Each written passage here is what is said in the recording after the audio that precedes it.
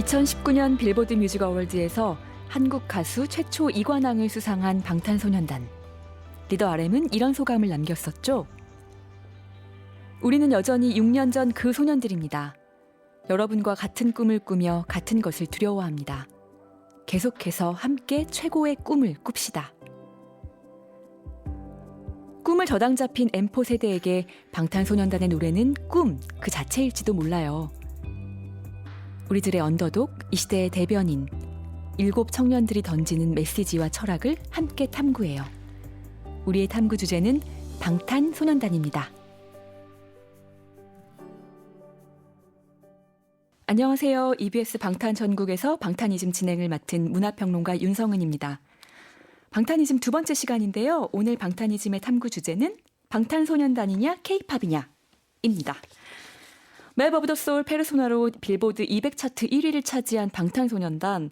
하지만 그동안 빌보드 차트에 오른 건 이들 뿐이 아닌데요. 10년 전인 2009년은 국내 가수 최초로 보아가 빌보드 200 차트에 진입을 했었고요. 방탄소년단 이전은 2012년 싸이의 강남스타일이 핫 100 싱글 차트에서 2위를 7주간이나 차지했었는데요. 그렇다면 팝의 본고장 미국에서 방탄소년단이 통할 수 있었던 건 K-팝이 주류 시장에 진입한 거라고 봐도 될까요? 아니면 방탄소년단만의 성과일까요? 이번 주 방탄이즘도 이분과 함께 풀어볼게요. 대중음악평론가 임진모 씨 모셨습니다. 안녕하세요. 네, 안녕하세요. 네, 지난번에는 방탄소년단의 인기 비결에 대해서 우리가 분석을 했었는데요. 이번엔 조금 더 심화된 주제라고 할 수 있겠습니다. 탐구 주제 좀 어떠십니까? 방탄소년단이냐, K-팝이냐? 네, 아주 중요한 얘기인 것 같아요. 네. 이 말만 들으면 사실은 좀, 뭐, K-팝 중에 방탄소년단이 포함되는 거 아니야? 좀 모순이 있지 않나라는 네. 그런 생각도 드실 수 있는데 무슨 의미인지는 아마 아실 것 같습니다. 그래요. 네. 아마 이건 아미들도 관심을 가질 텐데 사실 아미에 불만이 있는 것 같아요. 그게 바로 뭐냐면 네네. 너무 K-팝과 연관 짓는다. 이건 K-팝의 부분이 아니라 BTS 팝이다. 네네네. 네? 근데 이걸 자꾸 왜 K-팝으로 국가주의의 연장이냐 네. 하는 그런 얘기까지 나오는 거죠. 뭐 많은 분들이 아시겠지만 방탄소년단이 한국어로 노래를 그렇습니다. 하고 네. 또 사실 대한민국이라는 의식을 분명히 갖고 있고 네. 그렇기 때문에 어떻게 보면 K-팝의 지금 대표주자, 국대라고 하는 표현은 맞는 거죠. 그렇습니다. 네.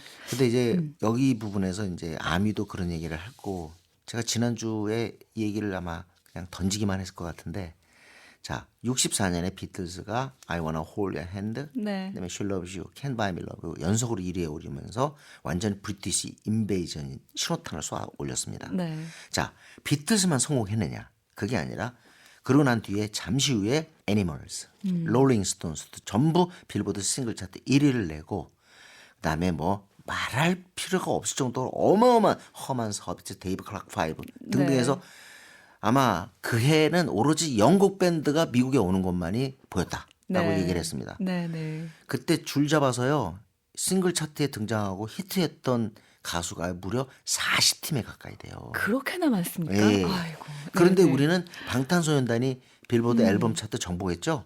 승허, 그다음에 전티어, 러브 요셀프, 그다음에 아까 말씀하셨지만 맵 오브 더 소울, 페르소나. 여기서 네. 이제 보이 위더 러브가 이제 나오게 되는데 이렇게 빌보드 앨범 차트에 연속으로 정상에 올랐단 말이에요. 네. 그리고 누가 봐도 언론이 지금 BTS에게 집중 스포트라이트 비춰주고 있습니다. 네.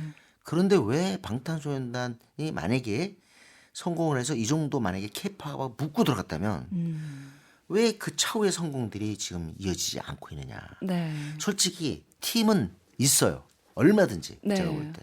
근데 이 부분이 왜 이 연결 지점이 나오질 않지? 네. 하는 게 저도 쉽게 풀지 못하고 있어요. 그렇기 때문에 아미의 얘기가 맞을 수도 있는 거예요. 네. K-팝과 연관짓지 마라. 네. 이거는 BTS 팝의 승리일 뿐이다. 네. 차후의 얘기는 차후에 하기로 하고요. 네. 그래요. 그러니까 물론 지금 뭐 독보적으로 BTS의 성과가 크지만 그럼에도 불구하고 또 이제 평론가들이 하는 일은 그래도 역사를 정리하고 네. 어떤 맥락에서 이 BTS의 탄생을 이야기해 볼 것인가 이 부분이 중요하지 않습니까? 그래서 네네. 우선 빌보드에 좀 도전했었던 그렇죠. 이 명함을 내밀었던 국내 가수들 얘기부터 좀 시작을 해보겠습니다. 네, 우리가 이걸 살펴보는 이유는 네네. 바로 이거예요. BTS의 성공이 오랜 축적된 결과다 네. 하는 걸 우리가 얘기하고 싶은 거죠. 네. 그래서 사실은 빌보드 도전사가 만만치가 않습니다. 우선 첫 번째 앨범이 있고 아까 네. 그 말씀드린 것처럼 메인 차트는 우리가 흔히 빌보드 200라고 네. 합니다. 200인데 왜냐하면 200위서부터 그 카운트다운 하기 때문에 1위서부터 200이 쫙 있죠. 네. 그다음에 싱글 차트는 우리가 핫 100, 핫백이라고 하죠. 그냥 네. 쉽게. 그러니까 싱글 차트 요 두 개인데요. 누가 봐도 그렇잖아요. 옛날에는 음악을 들을 때 앨범을 사서 네. 그리고 거기에서 히트곡을 듣고 앨범을 듣고 히트곡에 집중하고 그쵸. 그렇기 때문에 앨범 차트와 싱글 차트가 아주 중요한 거예요. 그리고 옛날에는 이 순위를 어떻게 매겼느냐. 에어플레이, 즉 방송에서 얼만큼 우리가 이 곡을 갖다 방송을 했느냐. 네. 그리고 또 하나가 얼만큼 팔렸느냐. 즉 세일과 에어플레이의 합이었어요. 네. 지금은 거기에 하나 더 추가됐죠. 뭘까요? 디지털 네. 요 부분이 들어간 거예요. 네. 심지어는 유튜브 조회수도 네. 챙기게 되는 거죠. 그렇죠. 자, 이렇게 해서 이제 빌보드 차트의 순위가 매겨지는데 일단 앨범 차트의 첫 이름을 내건 명함을 내건 아티스트는 보아였습니다. 네. 네. 그리고 난 뒤에 GD와 빅뱅의 네, 네, 그렇죠. 앨범이 네네. 올라요. 그래서 이때 GD 개인 이름이 엄청 중요했습니다. One of a Kind라는 앨범이었는데 네. 이때 빌보드 아까 말씀드린 앨범 차트 빌보드 200죠. 여기 네. 161위까지 올라가고요. 네. 빅뱅도 얼라이브라는 앨범이 150위까지 올라가죠. 근데 이게 보도가 안 된 건 순위가 낮았어요. 네. 낮았고 그다음에 또 방탄소년단의 앨범이 정상을 차지할 때 네. 사실은 방탄소년보다 더 스타덤을 일찍이 확보했던 네. 엑소가 러브샷 앨범으로 빌보드 그 200에 23위까지 이건 아주 그러니까요. 인상적인 성격이었거든요. 네. 그러니까 지금은 또 NCT 드림 앨범이 또 역시 빌보드 차트 상위권 앨범에 올라갔는데 네네. 지금 살짝 보이기는 하는데 K-팝을 열풍으로 묶을 수 있는 건 아니에요. 네. 그리고 또 하나는 싱글이 이제 아주 중요한 건데 한국 대중음악 역사상 빌보드 싱글 차트 아까 말씀드린 네네. 핫 100, 핫백의 첫 이름을 올린 주인공은 원더걸스. 원더걸스입니다. 네. 원더걸스의 텔미가 아니라 노바디였어요. 노바디였습니다. 노바디가 76위에 오르는데 제 기억엔 한 주 올랐다가 내려갑니다. 아, 그렇군요. 네, 네. 그런데도 국내에서는 굉장히 막 대서특필을 했었잖아요. 왜냐하면 일단 빌보드 싱글 차트에 그렇죠. 올라갔으니까요. 그것만 해도 너무 대단한 네, 일이었기 네. 때문에. 그리고 난 다음에 CL 우리 2NE1의 CL의 노래 립티드가 싱글 차트에 역시 올라요. 그런데 네. 94에 올랐다 역시 이것도 바로 떨어집니다. 네. 그러나 결정적인 성공은 누구겠어요? 빌보드 싸이입니다. 네. 싸이가 2012년에 강남 스타일로 쭉쭉쭉쭉 올라가는데 네. 세상에 저도 그때 기억이 나요. 7주 동안 2위에 랭크되는데 7주 내내 1등은 언제 할 거냐. 그러니까요. 1등 네. 올라가는 거냐 아닌 거냐 해가지고 거의 7주 동안 싸이 몸살을 앓게 돼요. 강남 스타일 몸살을 앓게 되죠. 그렇습니다. 네. 네. 근데 이게 40주가 넘게 랭크가 돼요. 네. 이게 중요한 거거든요. 갔다가 빨리 내려오는 게 아니라 그렇죠. 지금 그래서 유다목에서 한마디 할게요. 네. 방탄소년단은 싱글 차트도 정복했다고 할 수 있어요. DNA가 올라갔죠. 마이크 드롭도 올라갔어요. 네. DNA 조금 이따 떨어지고 마이크 드롭 조금 몇 주 있었지만 다음에 이제 드디어 페이크 러브가 10위에 올라요. 네. 근데 몇 주 못 버텨요. 음. 그리고 아이돌 그 다음 앨범 아이돌도 11위까지 랭크가 이제 첫 진입해서 바로 떨어져요. 네. 얼마 못 견뎌요. 그리고 이번에 이제 보이 위드 러브 네. 역시 그렇게 오랫동안 그 랭크되지 못해요. 이건 뭘 말할까요? 아직 방탄소년단한테 히트송이 안 나오고 있다는 거예요. 이게 지금 방탄이 해야 될 일이에요. 즉 강남 스타일이 나와야 되는 거예요. 그렇습니다. 그러니까 누구나 다 따라 부를 수 있는 전 세계인들이. 그래서 방탄소년단은 히트송을 갖다가 집중해야 된다고 저는 늘 강조하거든요. 네네. 그래서 전 세계에 진짜 그 히트곡과 함께 방탄의 이름이 바로 대중화돼야 돼요. 지금은 우리 공연 쪽, 음악 쪽 거기에 머물렀다는 표현은 좀 그렇지만 네. 거기 중심이에요. 그런데 진정한 히트곡이 나와줘야 되는 겁니다. 근데 이 대목에서 아니 그럼 공은 다 싸이한테 돌리는 겁니까? 이럴 거예요. 네. 자 여기서 차이점 말씀드릴게요. 싸이가 미국 땅에 가서 강남스타일 대박을 칠 때 중요한 건 이건 우리의 노력이 아니라 미국의 선택이었다는 거죠. 왜? 마치 과거에 스페인 두 아저씨 네. 그 로스델리오의 마카레나를 보듯이 미국 음악 관계자가 볼 때 이 강남스타일 딱 보니까 이거 장사가 되겠네 해서 미국이 끌고 간 거예요. 이건 미국의 선택이에요. 미국이 자신들이 돈을 벌기 위해서. 그렇기 때문에 싸이는 그 덕에 개인적인 성공은 누렸지만 사실은 그게 K-팝으로 확산되지 못한 이유가 바로 여기에 있습니다. 네. 강남 스타일로 끝난 거죠. 그렇죠. 네. 네. 물론 뭐 싸이는 엄청나게 돈을 벌고 또 K-팝 스타가 됐어요. 네. 그리고 지금도 보면 그 싸이에 대한 수식이 K-팝의 포문을 연 아티스트로 돼 있습니다. 네, 네. 그리고 무엇보다 히트송이 있다는 거는 뭐 그럼요. 전 세계 어딜 가나 그 노래가 들려온다라는 얘기고 그걸 사람들이 알고 그 노래를 알고 뭐 춤까지도 네. 따라 추는 그런 상황이다 보니까 그러니까 중요한 부분이죠. 네, 지금 말씀하신 것처럼 엄청나게 이제 그 큰 히트곡과 함께 어쨌든 K-팝이란 한국의 대중가요가 이렇다 하는 걸 알려준 건 너무도 명백해요. 네. 근데 이게 큰 차이점이 아까 말씀드렸지만 그건 미국의 선택이고 방탄소년단은 뭐냐? 바로 우리가 마케팅 주체가 되는 개념이에요. 네. 굉장히 중요한 부분입니다. 예, 마케팅 주체가 네. 돼서 우리가 들어간 거예요. 싸이 씨다 아마 이 얘기에 대해서 결코 불만 없을 거예요. 네. 그런데 이 방탄소년단은 우리가 노력해서 아메리칸 마켓을 뚫고 뚫은 들어간 거죠. 겁니다. 네. 그래서 공연에서 두각 나타내고 SNS를 통해서 뚜렷하게 그 존재를 미국 시장에 인식시키는 건데 이 대목에서 또 제가 하나 강조하고 싶은 건 뭐냐면 방탄소년단의 진정한 업적은 바로 이거예요. 네. 이걸 참 얘기 잘해야 되는데 네. 그 제가 K콘 가서 느낀 거예요. 네. 처음에요. K콘에 딱 가서 손님을 거기 온 관객들을 봤어요. 네. 관객들 봤을 때 딱 하나 든 생각이 이게 뭐냐면 아직 미국의 주류 관객들을 끌고 오지 못하고 있구나. 어떤 부분에서 그렇게 그러니까 뭐냐면 네. 이 관객들이 대체로 라틴도 많고 아시아도 많고 명백한 건 뭐냐면요. 제 눈에 앵글로색슨이 안 보이는 거예요. 별로. 미국의 알겠습니다. 주류가. 네. 그런데 방탄소년단이 2017년부터 뜨면서 특히 2018년 K콘을 갈 때 느낌. 완전히 초기에 K콘에 왔던 관객과 네. 달라진 거예요. 그렇군요. 네. 이 얘기는 뭐냐면 방탄소년단이 드디어 우리의 열망, 미국의 주류. 어떻게 보면 우리가 구미라고 하죠. 구라파 미국. 구미의 지갑을 열기 시작했구나. 솔직히 이수만 사장이 H.O.T를 키우고 난 다음에 한 팀을 키우고 난 다음에요. 만약에 다른 기획사 사장 같으면요. 네. 어딜 데리고 가죠? LA, 뉴욕, 네. 런던 데리고 갑니다. 세계적인 그룹 만들겠다 이거죠. 네. 그런데 이수만 사장은 놀랍게도 H.O.T 크고 난 다음에 어딜 갔냐? 북경을 갔어요. 네. 이건 정확한 판단이 구미의 주류들은요. K-팝 그때 당시에 지갑 안 열어요. K-팝 경제학의 시작은 바로 중국 시장을 뚫은 거라고요. 네. 그건 이수만 사장이 진짜 잘한 부분이에요. 그래서 우리 음악에 지갑을 열 나라는 중국이다. 중국과 함께 한류가 터진 거예요. 그렇죠. 이게 네. 시작이에요.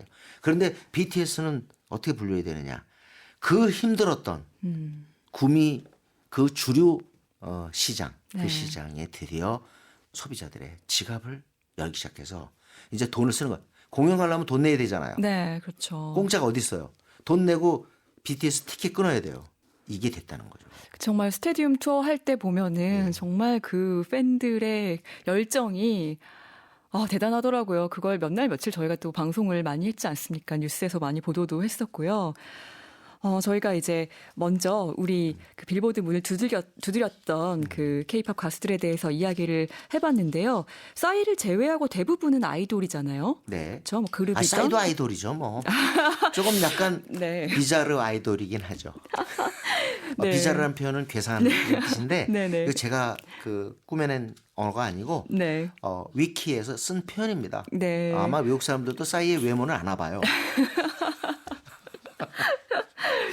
네, 그렇군요.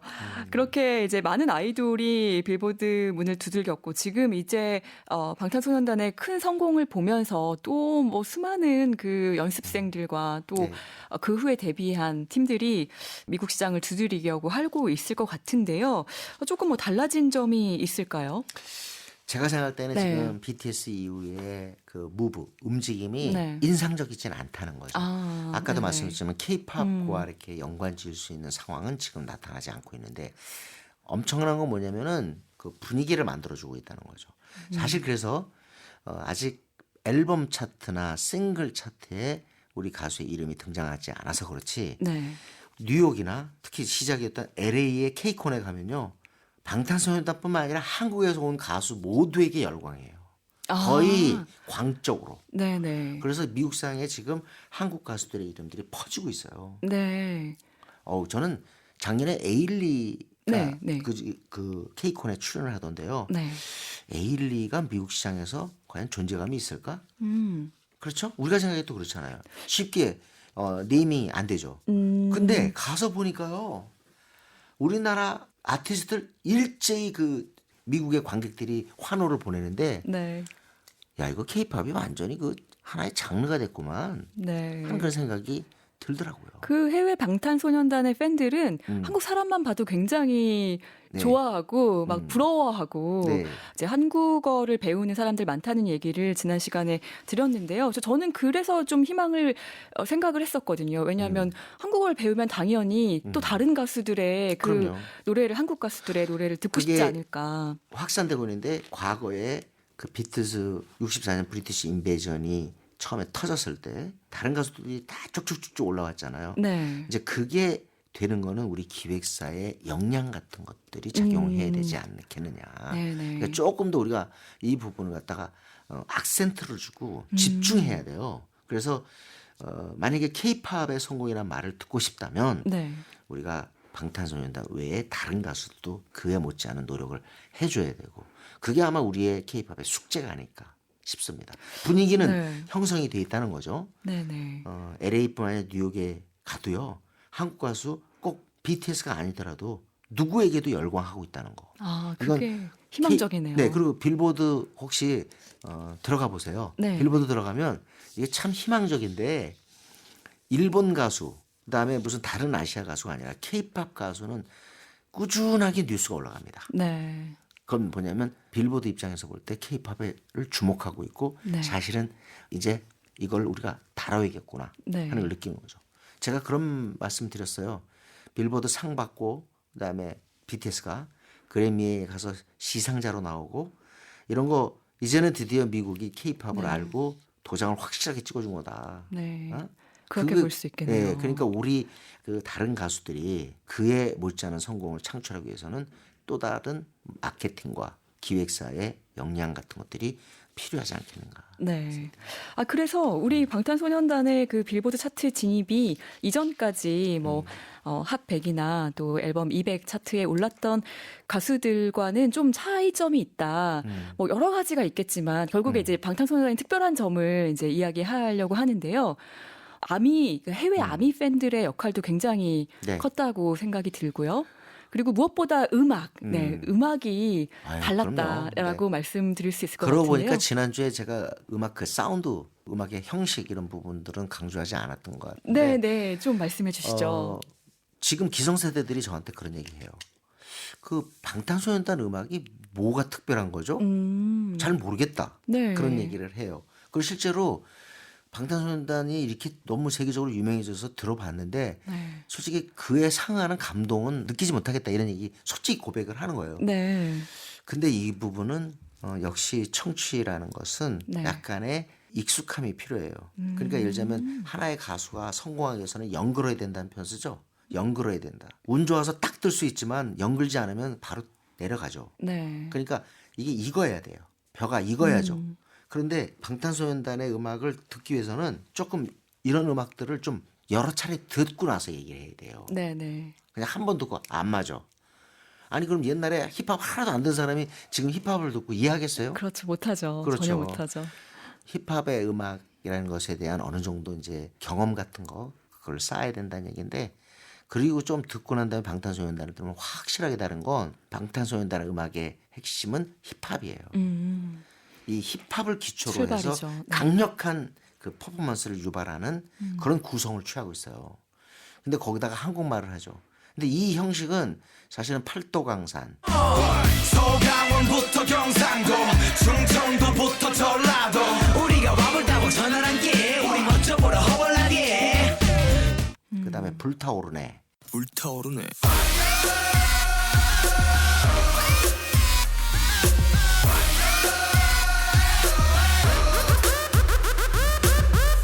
화양연화의 두 번째인 이 불타오르네가 네. 주목받으면서 방탄의 이름이 알려진 거거든요. 그리고 난 다음에 이제 완전히 우리들한테 이름이 퍼진 이제 네. 그 피땀 피땀 눈물 마지막 춤물 이거 내 피땀 눈물 내 마지막 춤을 다 가져가. 이게 이제 어떻게 보면 방탄소년단의 그 이름을 갖다가 그 머릿속에 우리가 쏙 집어넣어준 곡은 바로 네. 이 곡이라고 네, 생각했는데 네, 네. 저는 이렇게 풉니다. 음악을 힙합을 중심으로 해가지고 아무래도 이제 강력한 퍼포먼스와 연결을 줘야 되기 때문에 노래에 강한 액센트가 들어가 있어요. 아, 피땀 눈물 마지막 춤물 이번에 보이비드 러브도 그래요. 네, 네. 어이 어이 해가지고 악력한 악센트를 표현합니다. 이게 저는 방탄소년단의 음악적 형식. 음악적 어떤 가장 중요한 부분이고요. 네. 그거에 굉장히 제 생각은요. 네. 우리나라 언어를 비교해서 선명하게 부각시켜요. 네, 네. 외국 사람들이 한국어라는 거를 알게 되고 배우고 싶은 게 바로 이 부분일걸요. 그렇죠. 근데 네. 우리 아이돌 그룹 이렇게 보면 도대체 이게 무슨 말 하는 거지? 앵앵거리고 웅얼거리는 게 너무 많아요. 맞아요. 네. 근데 방탄 들어보십시오. 명확합니다. 잘 들려요, 정말 네. 가사가. 메시지가 정말 네네. 좋고요. 예. 그런 것들이 이제 그 방시혁 사장이 음악의 어떤 그릇을 갖다 만드는데 크게 기여했다고 하는 이유가 바로 여기에 있는 거죠. 그리고 뭐 어떤 해외 팝을 따라하려고 하는 것보다는 또 한국적인 정서가 너무 잘 느껴지는 그런 곡들을 쓰니까 네네. 그런 부분이 이제 한국적인 정서라고 그 부분은 한국적인 정서가 뭐지? 아 그렇게 물어보시면 그렇게 때문에 그것도 좀 잘못하면 리듬감? 견강부회가 될 수 있고요. 네네. 근데 제가 볼 때 방탄소년단만의 접근법이 있는 거는 분명한 것 같아요. 네. 또 하나는 뭐냐면 우리 아이돌 그룹 가수들은 거의 곡은 다른 데서 다 공급하고 거기에 맞춰서 그쵸. 노래 부르고 춤만 춤추는. 춥니다. 근데 방탄소년단을 우리가 인정하는 거 뭐냐면 힙합에서 출발했기 때문에 다시 말하면 음악적 주체로서 이 멤버들이 가동되고 있다는 거죠. 네. 그래서 RM 그리고 또 슈가, 정국, 지민 이런 멤버들이 굉장히 중요한 건 뭐냐면 네. 본인들이 음악에 참여하고 있다는 거예요. 네. 작곡을 하고. 그렇습니다. 그렇기 때문에 이 페이크 러브다, 아이돌이다, 그 전에 DNA, 보이 위드 러브, 디오니소스 이런 것들이 의미가 있는 것이라고 저는 봐요. 그리고 사실은 저는 당장 이 순간에 2019년 올해에 제가 운영하는 사이트가 있어요. 그 사이트에서 아마 분명히 올해의 싱글을 뽑습니다. 싱글을 뽑는데 저는 무조건 보이 위드 러브 작은 것들을 위한 시가 들어간다고 생각해요. 네. 아주 매력적인 곡이에요. 네. 그리고 그럼요. 할시의 네. 그 위다운 미죠. 그 노래를 히트시킨 진짜 지금 가장 잘 나가는 여가수인데 네. 할시의 피처링도 아주 유효적절했고요. 네. 그렇지만 멤버들 특히 그 슈가의 랩 그다음에 RM의 그 래핑도 그렇고요. 네. 전체적으로 저는 그런 얘기를 해요. 우리 친구들은 이제 좀 기성세대 나이가 먹었잖아요. 네. 방탄소년단 노래를 듣고 지금 음악 문법을 우리가 확인할 수가 있다. 네. 그러니까 이걸 이거 마음에 안 들어, 이거 이상해. 이러지 말고 네. 이게 요즘에 통용되는 음악 형식이구나 하는 걸 알 수 있는 거다. 이런 식으로 접근해 달라는 거죠. 네. 그 아까 전에 방탄소년단 음악을 처음에 접하면 좀 이게 좀 어색하다라는 그런 사람들도 기성세대 중에는 좀 있을 수 있는데 여기 입덕하다 보면은 사실 다른 노래는 정말 너무 좀 뻔하고 뭐 좀 흔한 노래 같고 윤성이 그랬다간 다른 네. 그룹 팬들한테 지적받을 수 있습니다. 네, 뭐 음악은 다 잘 만들죠. 제가 지금 뭐 방탄이즘을 지금 진행하는 입장에서 뭐 그런 걸 두려워했다면은 네 시작을 안 했을 텐데 그렇긴 하겠네요. 네, 네, 근데 방탄소년단의 그 음악이 네, 그런 것도 있을 거예요. 좀 더 이제 자꾸 노출이 더 되고 더 듣게 되다 보니까 네. 사실 익숙하면 음악이 무서워지는 거거든요. 무서워진다는 게 어떤 의미일까요? 그러니까 너무 강하게 나한테 와서 그런 네. 뜻을 얘기하는 거예요. 이제 됐습니다.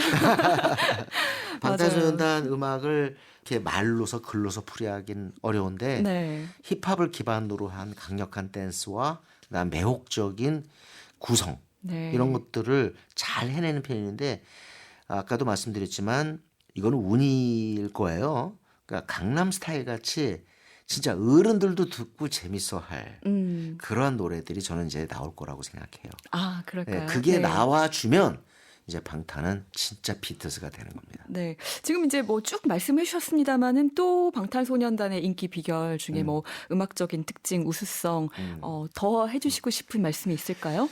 저는 방탄소년단이 좀 이 얘기 좀 해야 될 것 같은데 네. 군 문제를 얘기 안 할 수가 없을 것 같아요. 아 지금 네. 네. 왜냐하면 일단 하시죠. 이게 네. 호흡이 끊기면 안 돼요.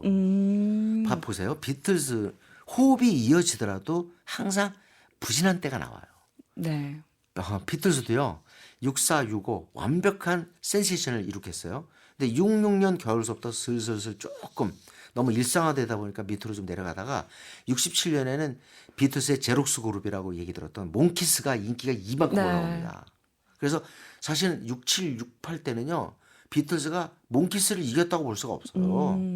그렇죠. 예. 근데 아무리 끊임없이 하더라도 슬럼프라는 게 반드시 따라오는데 네. 만약에 군 문제로 해서 몇 명의 멤버가 빠지게 돼서 더군다나 제가 말씀드렸지만 방탄소년단은 하나예요. 7명이. 네. 그죠? 네. 지민, 슈가, 제이홉, 그다음에 정국이, RM, 그다음에 비, 진 이거 저 이름 외우는데 6개월 이상 걸렸어요. 이 7명이 하나가 된 상황에서 한둘이 빠져가지고 군에 입대하고 그렇게 되면은 결속이라는 게 이 팀의 생명인데 네. 제 생각에 급속도로 그 BTS에 대한 열기가 식을까봐 걱정이에요. 네. 그래서 어떤 형태든 이거는 네. 우리가 한 번은 짚고 넘어가야 돼요. 네. 그 군입대 또 얘기 시작하면은 아마 좀 듣기 싫어하는 분들도 분명히 있으실 거예요. 어떤 맥락에서 그러시는지는 저희가 알지만 저희가 지금 얘기하고자 하는 부분은 사실은 뭐 BTS가 지금 군대를 가느냐 안 가느냐의 문제가 아니고 언제 갈 거냐의 문제도 아니고 네. 국위선양이라는 차원에서 사실 예술체육 분야에서 뭐 이제 운동선수들 같은 경우에 올림픽에서 뭐 어느 정도 성적을 거두면은 면제해주는 그런 제도가 있는데 그렇다면 그 국위선양이 왜 어떤 이런 예술 분야에 좀 적용되지 못하고 있느냐 그러니까 쉽게 뭐 말하면 이런 맥락에서 이야기해 볼 수 있을 것 같습니다. 맞습니다. 그러니까 클래식 분야에서 해외의 네, 유수의 그쵸. 음악제에 가서 콩쿠르. 상에서 상을 받으면 그거는 면제가 되고 네. 그럼 빌보드 앨범 차트 정상을 차지한 BTS는 뭐가 되죠? 그런데 이렇게 보는 것 같아요. 아직도 대중예술은 기본적으로 자본 획득을 목표로 하기 때문에 네. 다르다. 그러니까 우리가 기본적으로 지원해야 될 분야와 네. 본인들이 돈 벌기 위해서 한 거하고 어떻게 같이 동급으로 올려놓을 수 그쵸. 있겠느냐 네. 그런 거예요. 그런데 그거 옛날 생각이에요. 어쨌든 지금 결과적으로 봤을 때는 BTS는 어떤 가수, 어떤 체육의 기여자보다 네. 국위 선양 측면에서뿐만 아니라 우리들의 마음 네. 솔직히 2019년을 보내면서 솔직히 좋은 뉴스가 없어요. 네. 그렇습니다. 어떻게 보면 참 나오는 얘기들이 전부 우리 입장에서 볼 땐 좀 우울해요. 방탄마저 없었으면 우리가 뭘 갖고 즐겁게 살까? 그렇습니다. 어? 네. 유현진 선수가 방어율 우리가 그거에 대해서 매달리는 이유가 즐거움을 찾기 위한 그 노력이라고요. 네. 근데 즐거움을 줄 수 있는 게 옛날엔 곧잘 있었던 것 같은데 요즘 왜 이렇게 없지? 이 상태에서 만약에 방탄이 없었다고 생각해 보세요. 네. 이게 진짜 가장 우리들한테 크게 해준 거라고요. 그렇죠. 그러니까 일단은 정서적으로 우리에게 그 기여한 기여도를 그럼요. 생각한다면은 그거는 어떤 뭐 운동선수 이게 네. 소관 정부 부처가 머리가 아플 텐데 어떤 규정이든 뭘 통해서 이 부분은 비겁하게 그냥 대충 시간 지나가라 그럼 뭐 이 이슈는 사그라들겠지 이런 식으로 소극적으로 하지 말고 네. 명백하게 풀어달라 이 얘기입니다. 안 되면 안 되는지 네. 얘기를 해달라는 거죠. 군입대 면제 문제에 대해서는 그래서 항상 좀 뜨거운 감자기 때문에 네. 뭐 예술 분야뿐만이 아니라 뭐 체육 분야에서도 그러면은 이건 몇 위하면 뭐 면제되는 거야 안 되는 거야 뭐 이게 타당하냐 안 타당하냐 이걸로 이제 이야기 나누다 보면은 이제 면제되는 것 없이 아예 면제를 해주면 안 된다 싹 다 군대에 보내야 된다 이제 뭐 이런 얘기까지 나와서 사실 이제 조심스러운 이야기이긴 합니다만 그래서 이 얘기는 그런 거예요. 결국 방탄소년단을 우리가 알고 사랑하기 위해서는 참으로 많은 것들을 함께 전제한 상태에서 이루어져야 된다. 그냥 네. 딱 춤 하나 보고 아유 최고야.